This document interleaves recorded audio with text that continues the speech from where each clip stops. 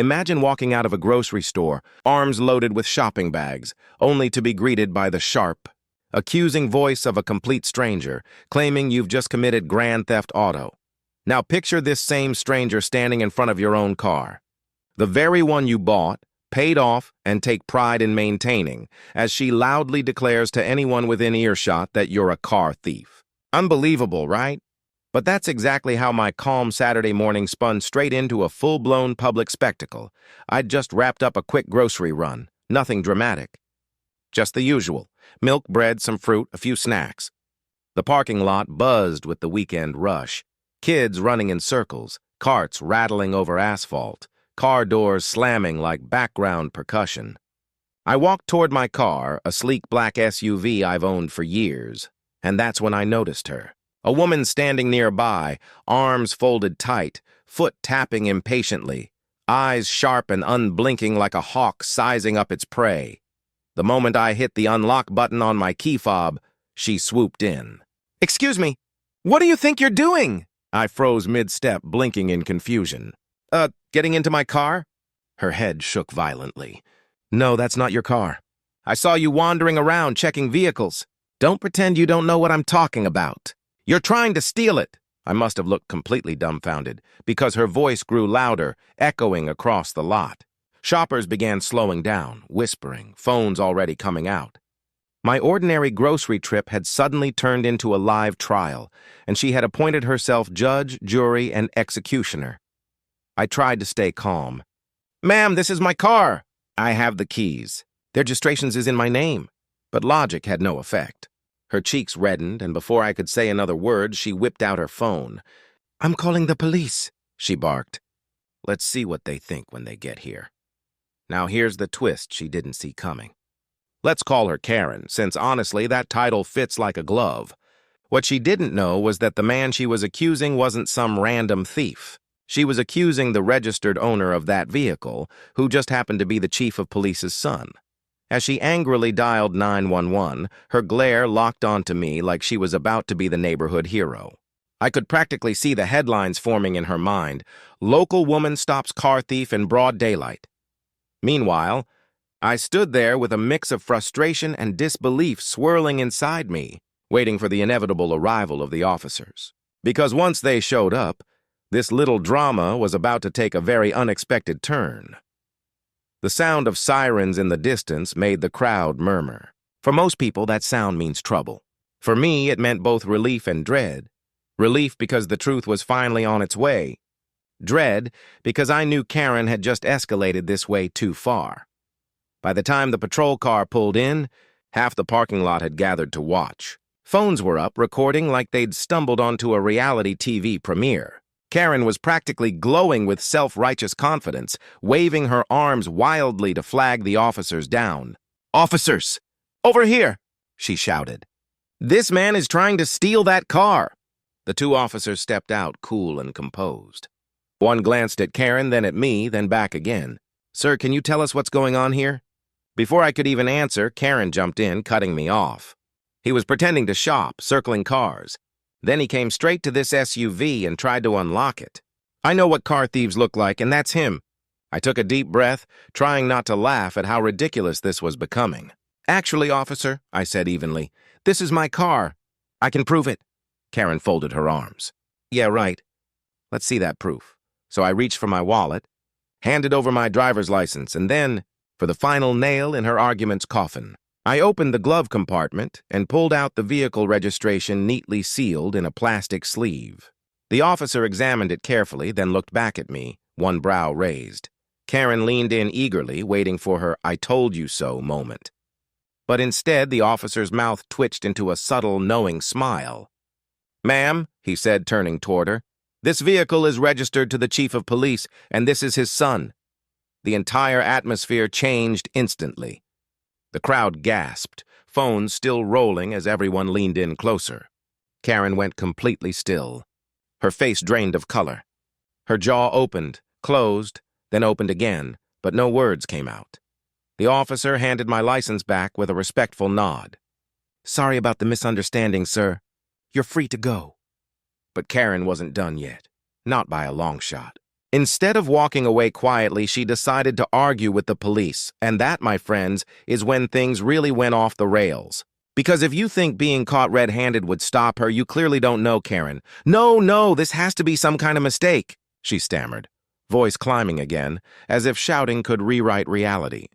He must have forged the paperwork or stolen it from someone else, Karen snapped, her voice trembling with outrage. You can't just believe him because he waves a piece of paper around. The officer who'd checked my registration sighed quietly.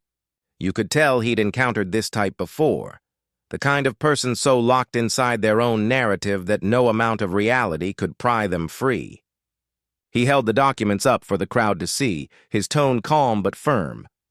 Ma'am, the vehicle is registered to the chief of police, and this young man here is listed as an authorized driver. There's no mistake. But Karen wasn't ready to accept defeat.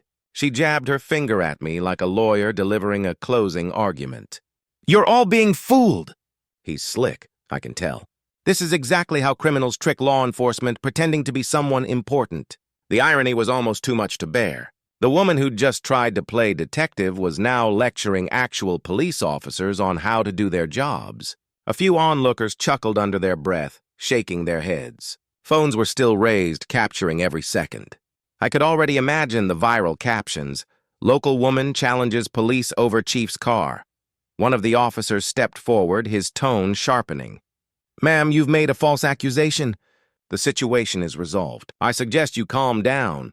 But telling Karen to calm down was like tossing gasoline onto a fire. She spun toward the crowd, waving her arms dramatically. Don't you see what's happening here? They're all covering for him. This is corruption, plain and simple. That was the breaking point. The second officer, who'd stayed silent until now, finally spoke up. His voice was steady and cold as steel. Ma'am, if you continue this behavior, you could be charged with wasting police resources and filing a false report. Do you understand? Karen froze, her face flickering between rage and panic. She muttered something about knowing her rights and taking this to the top. What she didn't realize was she was already at the top. The car she claimed I'd stolen belonged to the chief himself. There was no higher to go. Right then it hit me. This wasn't just about me being falsely accused. It was about watching how far Karen would go once the truth cornered her. And, predictably, she chose the worst possible route, straight into self-destruction. The crowd had gone completely silent. The tension was thick, almost electric, like the moment before thunder cracks across the sky. The officers stood their ground, arms crossed, waiting to see what she'd do next. And sure enough, Karen doubled down. She jabbed a finger toward the officers. I demand to speak to the chief himself, she barked. If you think I'm going to stand here and let you all cover for a criminal, you've got another thing coming. Bring the chief here now. The irony nearly made me laugh. But the officer, to his credit, stayed composed. Ma'am, the chief doesn't respond to parking lot disputes, he said dryly. But since you're so insistent, we can certainly arrange a meeting. In fact, he looked at me, then back at her. He'll be very interested to hear how you treated his son. That was it. The moment her confidence shattered. Karen's face drained of all color, her voice cracking as she stumbled over her words. I didn't mean it like that. I was just trying to protect the community. You never know these days. Anyone could be a criminal, right? But the crowd wasn't buying it. Someone from the back shouted, Just admit you were wrong. Another voice chimed in, Lady, you just embarrassed yourself in front of half the city. Laughter rippled through the onlookers. For the first time, Karen looked small, really small. Her earlier bravado had vanished, replaced by the unmistakable look of someone realizing they'd become the internet's next meme. The lead officer wasn't done, though. His tone turned crisp, professional.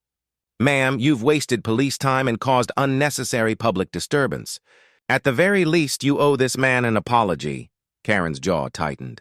You could see the war raging inside her, pride battling humiliation, denial clashing with the undeniable truth. Finally, after a long, tense pause, she muttered through clenched teeth, Fine. I'm sorry.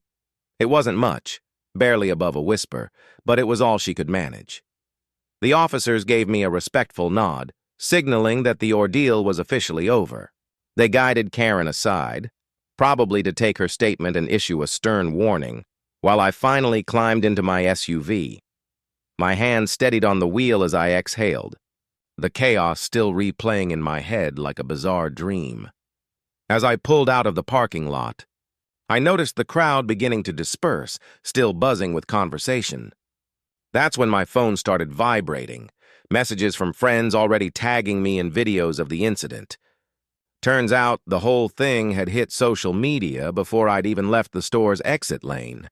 In the end, Karen hadn't just accused someone of stealing their own car, she'd accused the chief's son in front of half the town on camera.